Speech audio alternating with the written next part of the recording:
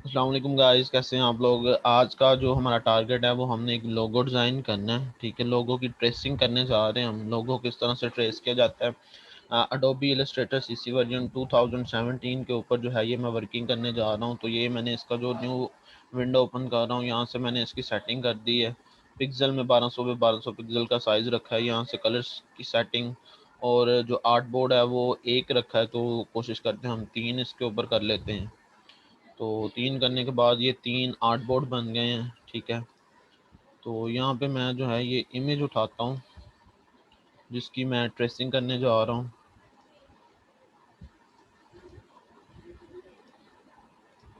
तो ये इमेज मैंने यहाँ से कॉपी कर ली है, मैं अपने आर्ट बोर्ड के ऊपर जाके पेस्ट कर रहा हूँ। ठीक है, ये आर्ट बोर्ड के ऊपर पेस्ट हो गई है। मैं इसका साइज़ थोड़ा बड़ा करके कंट्रोल 2 प्रेस कर रहा हूँ, जिसके साथ ये इस इमेज को लॉक कर देगा। इस इमेज को लॉक करने के बाद मैंने पी के साथ पेन टूल की सिलेक्शन ली और यहाँ पे जो लेफ़्ट साइड पे ये जो फोरग्राउंड और आउटलाइन का कलर आ रहा है, मतलब फिल और जो स्वैप का जो कलर आ रहा है, आउटलाइन का कलर, मैं आउटलाइन को वाइट कलर दे के तो इसकी ट्रेसिंग स्टार्ट करने जा रहा हूँ। इसकी ट्रेसिंग करने का सबसे आसान तरीका ये है कि आप यहाँ से जाके पेन टूल पकड़ें और जिस तरह से एलिमेंट्स हैं उसके ऊपर आप पेन टूल जो है ना वो ड्रैग करना शुरू कर दें। इस तरह से लाइनें क्रिएट करना शुरू कर दें। अब इसमें ये एक एंगल आ रहा है, एंगल को आप ख़त्म करने के लिए नोड के ऊपर जाएं, आल्ट प्रेस करके रखें और यहाँ पे नोड के ऊपर आप क्लिक करें तो ये एंगल इसका ख़त्म कर देगा। इस तरह से आप जो है वो डिफरेंट शेप्स बना सकते हैं। ये मैंने पहली शेप बना ली है, अब दूसरी के ऊपर जाते हैं।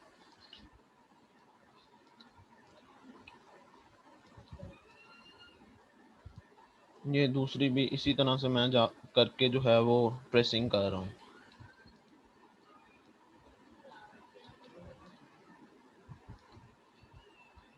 तो यहाँ से जाकर मैं इसको ड्रैग कर रहा हूँ ताकि जो है वो मेरी कर्व फॉर्म जो है वो बहुत अच्छी आ जाए। बाकी इसमें जो थोड़ी बहुत चेंजिंग है वो मैंने यहाँ पे गया हूँ, ए के साथ जो है मैंने इसका जो है शेपर टूल सेलेक्ट कर लिया है ए प्रेस करते हुए। यहाँ पे अगर आप लेफ़्ट साइड पे टूल बॉक्स में जाएं तो ये सेकंड जो टूल है ये डायरेक्ट सिलेक्शन टूल है, ए के साथ मैंने इसे प्रेस किया है। मैंने नोट्स के ऊपर क्लिक करके इसकी जो है वो सेटिंग कर दी। अब ये देखें बिल्कुल अलाइन हो गया। फिर से मैं पी के साथ पेन टूल के ऊपर जा रहा हूँ। ठीक है, और पेन टूल के ऊपर जाने जाते साथ ही मैंने जो है ये ट्रेसिंग स्टार्ट कर दी है। क्योंकि ये लोगो ऑलरेडी बना हुआ है, ये वेक्टर ट्रेसिंग का वर्क है, इसमें ऑलरेडी लोगो बना हुआ है, तो उसकी जस्ट जो है रेजोल्यूशन हमने हाई करने का काम है हमारे पास। तो ये सारी चीज़ें इस तरह से कर रहा हूँ मैं। अदरवाइज़ जो लोगो डिज़ाइनिंग की टेक्निक है वो भी आपके साथ फर्दर जो ट्यूटोरियल है उनमें डिस्कस की जाएगी। अभी जो है वो वेक्टर ट्रेसिंग का वर्क है जिसमें पेन टूल, शेपर टूल और जो है वो ग्रेडियंट टूल की हम बात करेंगे।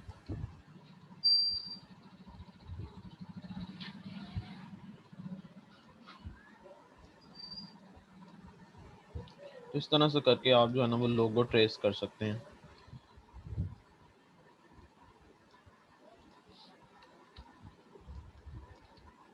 अब मैं ये जो मूव कर रहा हूँ स्क्रीन को, ये जो है मैंने स्पेस प्रेस किया हुआ है, उसके साथ ये हैंड टूल का ऑप्शन देता है। हैंड टूल के साथ आप किसी भी चीज़ को कहीं पे भी उठा के रख सकते हैं। आल्ट प्रेस करके अगर मैं स्क्रॉल करूँगा माउस को, तो अगर तो मैं टॉप को कर रहा हूँ तो ये जूम कर रहा है, अगर मैं बैक वाली साइड पे स्क्रॉल कर रहा हूँ तो ये जूम आउट कर रहा है।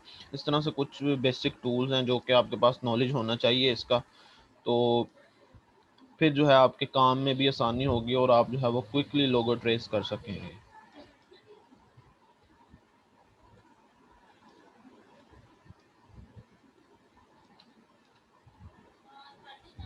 मैं इंतहाई आराम सुकून के साथ इसकी ट्रेसिंग कर रहा हूँ।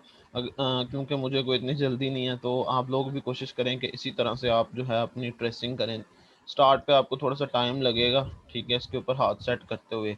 लेकिन एक बार अगर आपका जो है वो आपकी स्पीड सेट हो गई, आपको टूल्स का आइडिया हो गया, तो फिर आपके लिए भी आसानी हो जाएगी कि आप किस तरह से जो है इसको जो टूल है, जो सॉफ्टवेयर है, उसे ईज़िली आप रन करने के काबिल हो जाएंगे। ठीक है, मैंने यहाँ से ये चीज़ें क्रिएट कर ली हैं, ये ऑब्जेक्ट क्रिएट कर लिए हैं, ये लाइंस कुछ क्रिएट की हैं मैंने, इनको सेलेक्ट किया कॉर्नर के ऊपर। इसकी प्रॉपर्टीज़ बार में आ गया हूँ, यहाँ पे स्ट्रोक का ऑप्शन दे रहा है, मैं इसे राउंड शेप कर रहा हूँ और इसकी जो यूनिफॉर्मिटी है उसे अपने हिसाब से डिज़ाइन करने के बाद इसकी जो है वो आउटलाइन का साइज़ बिग कर रहा हूँ। ठीक है, मैंने आउटलाइन का साइज़ बिग किया है। मैंने 16 तक साइज़ कर दिया, 16 पीटी पॉइंट्स तक। तो अब मैं इसे थोड़ा सा कम करता हूँ ताकि जो है वो एग्जैक्ट चीज़ बन जाए। तो 14 तक जो है वो नीचे वाली बेहतर रहेगी। तो हम इसे और भी तरह से कर सकते हैं, डिफरेंट हमारे पास टेक्निक्स हैं इसकी। अगर हम इसे सिंपल ही करते हैं तो सिंपल के अंदर ये इस तरह से आ जाएगा और ऑलमोस्ट बिल्कुल ठीक लग रहा है हमें। तो अब जैसे ही हमने ये सारी टूल्स, ये बाकी शेप्स को सिलेक्ट किया, मैंने यहाँ पे जो है वो लेयर्स वाले ऑप्शन पे चला गया हूँ, फिल और आउटलाइन वाली। यहाँ पे मैंने इसकी जो है वो फिल इसके अंदर प्रोड्यूस कर दी है। फिल प्रोड्यूस करने के बाद मैंने इसको सारे को सिलेक्ट किया है। सेलेक्ट करने के बाद अब देखें यहाँ पे ये कुछ जो है वो कर्व्स हैं, कुछ ऑब्जेक्ट्स हैं और कुछ जो है वो जस्ट लाइंस हैं, जो कि हमने पेन टूल के साथ कुछ कर्व्स क्रिएट किए हैं वो हैं। अब जो ऑब्जेक्ट्स हैं उन्हें तो हमें कुछ छेड़ने की ज़रूरत नहीं है, लेकिन जो लाइंस है ना उन्हें हमें कन्वर्ट करने की ज़रूरत है, किसमें, ऑब्जेक्ट में। तो यहाँ पे मैं जाऊँगा, इन दो को सिलेक्ट करके मैं ऑब्जेक्ट में जाता हूँ। यहाँ पे एक्सपैंड अपीयरेंस का ऑप्शन है, एक्सपैंड के बाद इसे दोबारा से एक्सपैंड करता हूँ। जब ये आ जाएगा फिल और स्टॉक का ऑप्शन एक्सपैंड करने का, तो मैं यहाँ पे इसे क्लिक कर दूंगा। अब ये भी जो है ये हमारे ऑब्जेक्ट्स बन चुके हैं। मैंने कंट्रोल जी प्रेस करके इसकी कॉपी बना ली है और इस तरह से जो है हमने एक लोगो ट्रेस कर लिया। अब फर्दर इसकी कलरेशन है, राइट डबल क्लिक करेंगे आप इस स्वैप के ऊपर तो आपको वो उसकी एग्जैक्ट कलरेशन मिल जाएगी। तो आप इस तरह से जो है वो लोगो डिज़ाइन कर सकते हैं।